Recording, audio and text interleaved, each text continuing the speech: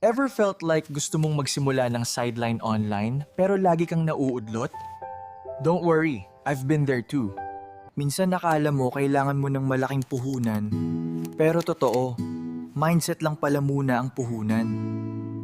Nagsimula akong isulat lang yung ideas ko. Wala pang plano.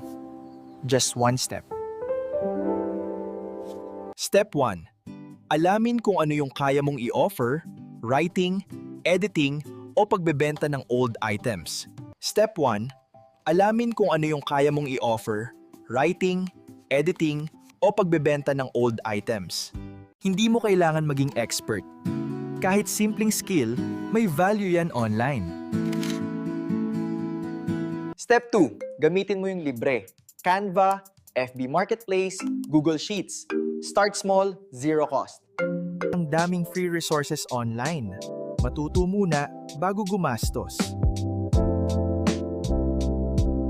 Pag nakuha mo yung first win, confidence yung next reward mo. Step 4. Consistency ang sikreto. Kahit 1 hour a day, basta tuloy-tuloy.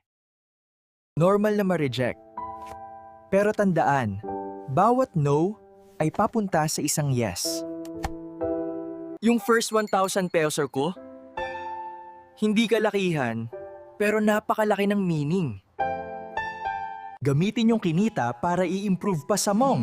Maliit na upgrade, malaking progress.